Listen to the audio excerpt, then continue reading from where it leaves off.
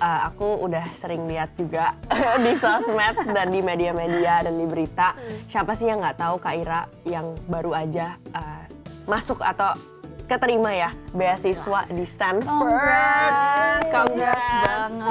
Stanford itu sejujurnya salah satu universitas ternama di dunia ya, nggak cuma di Amerika tapi di dunia. Dan mungkin acceptance rate-nya berapa persen doang kan ya? 3%. Dari sekolahnya ya, 3%. Wah, 3% dari semua orang yang apply di Stanford itu bisa masuk. Gila, aku aja sampai nggak berani apply ke Stanford waktu itu karena aku takut. Aku juga, karena aku males ambil SAT. Karena SAT-nya harusnya kayak subjek ACT kan dulu buat pas S1-nya ya? ya, S1, bachelor-nya. bener-bener. Kalau aku sih karena takut nggak masuk sih. Oh iya, aku juga sih mungkin kali ya. Deep down, takut penolakan. Nggak apa, makanya kita ngobrol supaya yang lain jadi nggak takut. Iya bener, mungkin teman-teman di sini yang mau apply gitu ya, lagi mikirin sekolah, S1, S2 bisa belajar banyak nih dari Kak Ira. Tapi Kak Ira tuh hebat ya, karena dulunya sebagai SPG ya. Iya, aku sempet kerja apa aja Iya, gitu. bener. Gimana tuh Iya, ceritanya, apa-apa Kak? aja. Iya, jadi aku tuh lahir di keluarga yang emang gak mampu. Kalau mamaku tingkat pendidikannya rendah banget, jadi di usia 15-16 tahun itu aku jadi tulang punggung keluarga. Nah, sebenarnya yang aku lakukan itu nggak cuma SPG-an. Aku juga awalnya ngajar les, aku ngajar private gitu, aku ngelatih debat, terus aku juga ikut lomba-lomba debat gitu supaya aku bisa dapat hadiah uang gitu kan dulu. Terus jadi jurnalis majalah yayasan, walaupun waktu itu belum buka rekrutmennya nih untuk siswa, tapi aku coba apply aja gitu karena aku pikir apa yang aku bisa lakukan tanpa modal gitu yang cuma mengandalkan kemampuan bicara, kemampuan menulis. Jadi aku mau memaksimalkan kesempatan apapun yang bisa aku coba, termasuk jualan chicken nugget di PRJ. Itu tapi nggak cuma chicken nugget sih sebetulnya. Iya. Ya aku SPG-an tuh beberapa jenis produk juga di luar PRJ juga iya. Jadi kayak dulu tuh apapun yang aku kepikiran untuk aku bisa kerjain di usia 15-16 tahun sepanjang aku SMA, aku kerjain gitu. Wah, berarti bisa dibilang kamu tuh sandwich generation nggak sih? Banget. Dimana kamu harus membiayai diri sendiri, tapi juga harus menjadi Betul. tolak punggung keluarga Betul, juga ya. betul. Makanya semua kesempatan kamu ambil. Jadi itu pas emang dari dulu emang ada impian mau S2 di Stanford atau gimana tuh ceritanya? Itu menurut aku ketika kita dalam keadaan yang sulit emang akan cenderung mimpi-mimpi kita tuh kayak kerdil atau dikerdilkan orang lain gitu ya. Jadi kalau kamu tanya apa aku dari 10 tahun lalu udah punya mimpi S2 ke Stanford, of course enggak gitu. Tapi yang aku lakukan adalah aku menjalani jenjang pendidikan yang aku bisa perjuangkan saat itu, yaitu aku ikutin dari SMP, SMA. Itu juga aku minta keringanan dari sekolah gitu. Untungnya sekolahnya sangat baik membantu gitu. Terus di SMA aku ke FAUI juga sebenarnya nggak sengaja. Kalau aku bisa cerita sedikit tuh, S1 ya S1-nya di berarti. FAUI aku. Karena kan orang pas cerita ke viral nih banyak yang tanya, kok background-nya kayaknya mampu nih karena sekolahnya swasta, SMP, SMA-nya, terus sekolahnya di UI karena orang pikir sekolah di UI itu pasti mahal gitu kan. Jadi UI itu sebenarnya ada program namanya biaya operasional pendidikan berkeadilan, jadi sesuai sama kondisi ekonomi masing-masing gitu. Dan itu juga melampirkan bukti kemampuan ekonomi seperti apa, jadi merata lah gitu harusnya sesuai dengan kemampuan. Nah waktu aku daftar ke Fakultas Hukum UI juga itu nggak sengaja karena kayak tadi aku cerita, aku suka ikut lomba debat kan. Lomba debat terakhir aku di SMA itu diselenggarakan sama Fakultas Hukum UI. Nah jadi awalnya tuh aku pengen dapat uang nih hadiahnya kalau bisa juara 1 gitu kan timnya. Tapi jadi passion. Tapi tim aku kalah, tuh kalah. Jadi kayak kita udah jauh-jauh ke Depok. Dan itu saatnya aku lagi timenya tuh sama tuh. Aku jadi SPG Chicken Nugget sama si daftar lomba debat itu. Kalah timnya, kita udah di stasiun udah mau balik lagi, terus ternyata aku dapet SMS, aku dapat best speaker. Jadi tim aku kalah, tapi aku dapat best speaker. Hadiah uangnya itu yang aku pakai buat daftar SIMAK UI.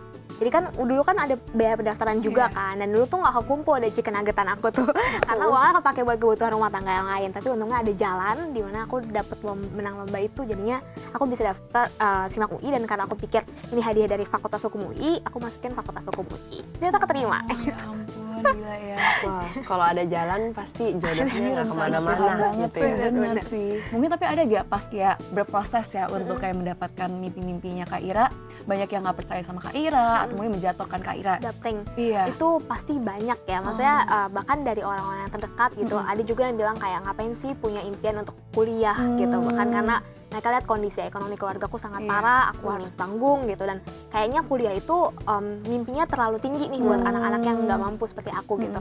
Tapi menurut aku ketika teman-teman ada dalam kondisi yang sama, jangan biarkan orang lain tuh merasa berhak bahwa mereka tuh bisa menentukan apa yang kita mau tentukan untuk hidup kita.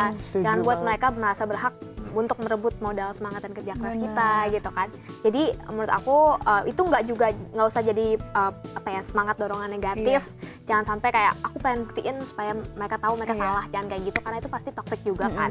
Jadi lebih ke menurut aku fokus sama hal-hal yang bisa kita kontrol, yang tahu apa yang bisa kita capai sama yang kita mungkin belum bisa capai sekarang itu ya kita. Jadi jangan terlalu banyak dengerin apa kata orang sih. At some point we have to stop blaming the situations gitu.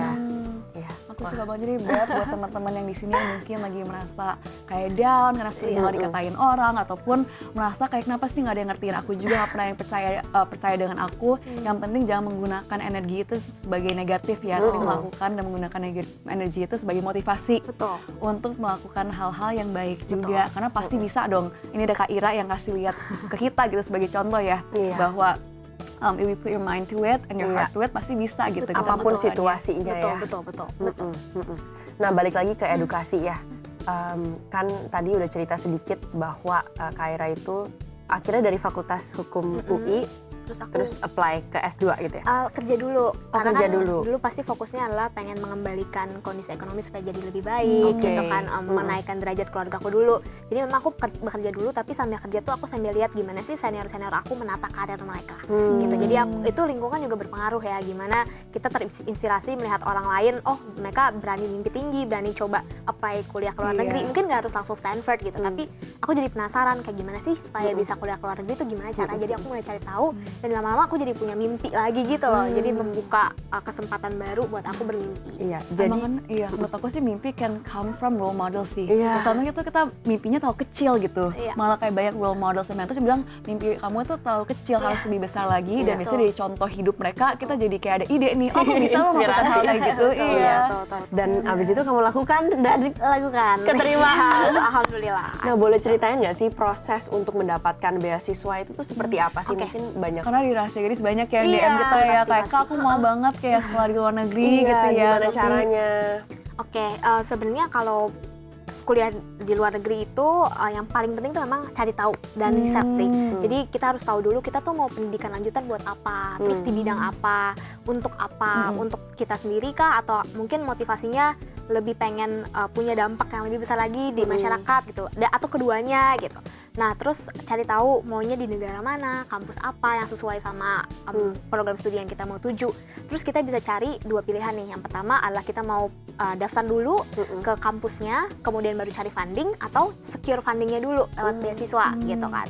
Nah kalau aku pilih karena latar belakang aku juga, aku kan harus merencanakan dengan matang karena ada yang aku tanggung gitu ya istilahnya. Jadi aku pilih securing beasiswanya dulu, dan aku waktu itu riset banget tentang LPDP.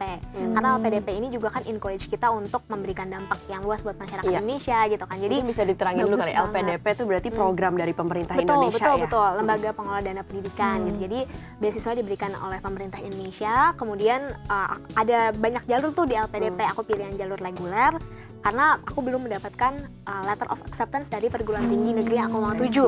Jadi bisa kita daftar dulu LPDP-nya jalur itu dan memasukkan 3 sasaran kampus yang kita mau tuju. Keren banget. Nah kita mau lanjut pembahasan kita karena tadi di tips Kak Ira itu sempat bahas tentang estafet kebaikan ya, which is inisiatif Kak Ira untuk para orang-orang lain atau anak muda lain bisa mendapatkan beasiswa juga gitu. Sebetulnya atau mungkin bisa cerita sedikit boleh banget. Jadi estafet kebaikan ini awalnya aku buat ketika adikku sempat putus sekolah di usia mungkin di kelas 10 lah ya patokan kelasnya. Aku waktu itu kelas 12. Jadi walaupun udah dapat keringanan, aku udah kerja ini itu, tetap nih ada satu poin di mana aku nggak bisa membiayai adikku untuk sekolah, dan akhirnya adikku sempat putus gitu. Aku baru bisa mengembalikan adikku lagi ke bangku paket C. Jadi kalau misalnya ada teman-teman Rahasia Gadis tahu, paket C itu adalah kayak susulan gitu ya untuk mereka bisa mendapatkan ijazah. Tapi kan waktunya sangat singkat tuh untuk si paket C itu. Jadi aku takut adikku ini nggak siap kalau misalnya harus mengejar ketertinggalannya ketika mau ikut ujian masuk perguruan tinggi negeri. gitu. Aku baru bisa membalikan adikku itu di tahun 2018 untuk ikut paket C dan lain sebagainya. Terus aku harus cari uang untuk adikku bisa bimbel gitu kan. Tapi waktu itu agak susah karena waktu itu aku juga belum punya pekerjaan tetap di FAUI, aku belum lulus. Aku udah mulai cari-cari kerja tapi belum dapet nih gitu kan. Aku baru ngandelin uang guru les dan lain sebagainya. Terus ada temenku yang bantuin bayarin les online buat adikku gitu. Terus abis itu aku bilang kayak, oke nanti aku ganti ya kalau aku dapet pekerjaan. Terus dia bilang, nggak usah, pay it forward aja. Jadi itu kenapa aku bikin namanya estafet kebaikan, karena aku mau mengestafetkan kebaikan yang orang lain berikan kepada aku gitu. Karena pikir-pikir aku, kalau misalnya dilihat lagi nggak cuma tentang adikku putus sekolah sih, tapi dalam kehidupan aku yang misalnya kayak sulit gitu ya, ketika bahkan aku harus cari uang sendiri, sebenarnya tuh ada aja sih jalannya. Aku ketemu orang tua murid yang baik, aku bisa dapet tawaran pekerjaan, itu kan semua berkat yang harus diteruskan ke orang lain. Jadi estafet kebaikan membantu kebanyakan sebenarnya anak jalanan untuk menyadari hak-hak mereka sebagai anak-anak gitu. Jadi kita ajarin mereka mengenai soft skills, bahasa Inggris, terus ajak mereka bermain supaya mereka ingat lagi bahwa seharusnya tuh mereka nggak ada di jalanan loh gitu. Mereka belum saatnya mencari uang apalagi di jalanan gitu. Kita juga melebarkan sayap ke misalnya panti asuhan yang membutuhkan, panti jompo juga. Jadi ada beberapa banyak proyek untuk memberdayakan kaum marginal sih sebetulnya lewat estafet kebaikan itu. I love that initiative, sangat berdampak positif ya ke teman-teman, apalagi tuh kayak sangat personal karena dicerita pribadi gitu kan, dan juga ada konsep pay it forward. Menurut aku tuh kayak sometimes kebaikan dan berkat emang harus kita multiply lagi gitu, jangan disimpan sama diri kita sendiri loh. Tapi so in the end sekarang kamu apakah bekerja sama dengan yayasan atau emang inisiatif sendiri aja? Inisiatif sendiri, jadi kita punya tim sekarang gitu. Wow, volunteers, semuanya relawan? Volunteers, relawan semua. Seberapa besar timnya udah? 20 something. Kamu tuh untuk alhamdulillah. apa sih kayak mendapatkan relawan ini gimana nih? Mungkin teman-teman yang di sini yang ingin mulai Iya, inisiatif boleh, ya. boleh. Jadi si estafet kebaikan ini tuh sebenarnya ikoniknya adalah kita selalu memberikan donasi dalam bentuk kado yang dibungkus cantik gitu. Jadi kalau misalnya teman-teman rahasia gadis mungkin familiar dengan kalau orang kasih donasi biasa dalam bentuk dus gitu kan, dus atau plastik gitu. Nah ini kita pengen, karena aku tahu gimana rasanya sih posisi tangan di bawah gitu ya, akan sangat menyenangkan kalau donasi yang diberikan kepada kita itu sifatnya nggak mengasihani tapi memberikan semangat bahwa kalian masih tetap dihargai gitu. Makanya kita harus bungkus kado dengan rapi. Nah itu yang menurut aku inisiatif ini jadinya ikonik dan orang lebih banyak mau daftar gitu. Biasanya kalau misalnya mereka tertarik, mereka langsung direct message ke Instagramku aja sih gitu. Wah keren banget ya. Berarti bagi gadis-gadis yang sekarang lagi nonton ini, ataupun gak gadis, kalau kalian tertarik ya untuk menjadi relawan atau volunteer di estafet kebaikan, bisa langsung DM kamu sama Rahasia Gadis juga mau collab dong ya. Ikut loh kita. Iya, tapi selain tadi berarti kamu di estafet kebaikan itu ada mengajarkan soft skill ke anak-anak di jalanan ataupun yatim piatu ya, memberikan kado juga untuk mereka. Selain itu kamu sekarang lagi ada project beasiswa donasi beasiswa pendidikan. Beasiswa pendidikan. Nah itu boleh diceritain dikit. Iya, jadi sebenarnya karena tadi aku juga cerita backgroundku gitu. Menurut aku it's like a miracle untuk aku bisa di tahap ini, aku bisa diterima di Stanford Graduate School of Education, di Stanford Law School juga. Jadi aku rasa berkat yang besar ini, seperti gimana aku selalu menjalankan prinsip aku selama ini, I will pay it forward gitu. Dan aku pengen lebih banyak orang punya kesempatan untuk mengenyam pendidikan yang lebih baik gitu. Jadi aku sebagai bentuk rasa syukurku, aku bikin proyek namanya Beasiswa Irawati Putri gitu. Terus ini bentuknya adalah tunjangan dana dan siapa yang bisa daftar itu semuanya. Jadi aku nggak mau membatasi pada S2 atau S1 aja, tapi juga boleh buat mereka yang D3, D4. Kadang-kadang ada yang punya stigma yang tidak tepat nih soal anak-anak vokasi gitu kan. Maksudnya jangan sampai mereka merasa dirinya lebih rendah daripada tingkat jenjang pendidikan yang lain. Aku juga membuka kesempatan buat mereka yang gap year, karena mungkin aja mereka gap year karena kebutuhan ekonomi atau lagi butuh motivasi tambahan, suntikan semangat gitu untuk melanjutkan pendidikan mereka. Terus juga sejak ceritaku viral banyak ibu rumah tangga, terus yang bilang bahwa mereka mau melanjutkan pendidikan, tapi harus memprioritaskan kebutuhan keluarga dulu. Jadi menurut aku mungkin nggak terlalu ini ya kalau misalnya kita batasi jadinya S1, S2 aja, padahal kan ada ibu rumah tangga juga yang masih layak banget loh untuk punya mimpi gitu. Jadi aku membuka kategori umum juga gitu. Jadi siapapun bisa coba daftar, tapi ini memang sifatnya bukan full ride scholarship karena dananya dari aku sendiri gitu. Jadi sifatnya tunjangan atau bantuan dana aja. Tapi aku harap itu bisa membantu teman-teman untuk menemukan semangat mereka lagi. Wow, amazing ya. Keren banget. Kamu baru dapet terus baru dapat beasiswa, terus kamu langsung Pay it forward itu sih. Betul. Kalau mau menggalang dana tuh memang dana pribadi. Dana pribadi sama kalau karena ini kan cerita aku viral nih, terus kemarin banyak juga ada beberapa brand atau perusahaan ajak aku collab untuk seminar atau apa, semua dananya aku alokasikan ke sana. Wow. Itu sesuatu yang Rahasia gadis boleh kalau mau ikut. Kita juga bisa ikutin. Karena baik banget ya gadis-gadis rahasia gadis yang mungkin ingin mendapatkan beasiswa bisa aja langsung ya daftar melalui apa nih Instagram Nah, atau aku collab sama namanya Sejuta Cita. Oke. Sejuta Cita ini juga inisiatif yang aku dirikan bersama temanku. Itu di mana Sejuta Cita tuh aplikasi yang menghimpun kesempatan-kesempatan yang bisa diakses sama remaja gitu ya, generasi muda untuk tahu apa sih hal-hal pengembangan diri yang mereka bisa ikutin, kayak lomba, event, terus seminar, webinar, itu semuanya mereka bisa daftar lewat aplikasi itu. Nah, jadi beasiswa ini pun aku letakkan lewat sana juga, jadi sebagai registration partnerku lah gitu. Jadi kalau teman-teman mau daftar, udah ada informasi waitlistnya di Instagram aku, ada landing page-nya juga, atau bisa langsung download aplikasi Sejuta Cita di App Store atau Google Play Store. Wah, sistemnya juga sangat mantep ya. Iya, Jadi udah ada very partnernya official. juga, terus which is inisiatif kamu juga. Terus ini semua dari dana pribadi kamu kumpulkan untuk berbagi lagi Betul. ke orang-orang, anak-anak maupun ibu rumah tangga tadi ya. Betul. Mungkin apakah Kak Ira ada pesan-pesan ya untuk gadis-gadis yang lagi memperjuangkan nih mimpi-mimpinya gitu? Betul. Mungkin boleh langsung aja disampaikan juga. Boleh banget. Jadi menurut aku ketika kita mau mendapatkan impian kita, menentukan impian kita itu memang jalannya nggak mudah. It really takes time, but it is certainly possible. Maksudnya kita jangan putus asa dulu dengan kondisi-kondisi yang menghalangi kita atau membuat kita menjadi putus semangat gitu. Karena akan selalu ada hal-hal yang bisa kita lakukan yang masih dalam kendali kita. Kita bisa fokus melakukan hal-hal itu dulu terbaik, mengeluarkan kemampuan terbaik yang bisa kita lakukan. Jangan terlalu mendengarkan apa kata orang yang mengganggu fokus kita. Jadi coba fokus dulu apa yang kita bisa perbuat dengan baik, yang berdampak baik buat orang lain juga. Terus jangan langsung lihat dari hasilnya. Jadi jangan melihat keberhasilan orang lain terus merutuki nasib sendiri yang lagi berproses, karena itu kan berarti timeline-nya memang beda gitu. Jadi sadar juga bahwa timeline-nya orang beda-beda. Setia terus sama hal-hal kecil yang dipercayakan kepada kita, karena bukan berarti kita berharap dipercayakan hal besar kemudian, tapi supaya itu membentuk kualitas diri kita juga sih untuk serius pada apapun yang lagi kita jalanin. Jadi fokus sama hal yang bisa kita kontrol, fokus sama hal-hal yang harus kita pertanggungjawabkan, dan percaya bahwa memang semuanya butuh waktu, tapi semuanya masih bisa mungkin untuk kita perjuangkan gitu. Wah, denger ya Beb ya, itu tips dari Kak Ira.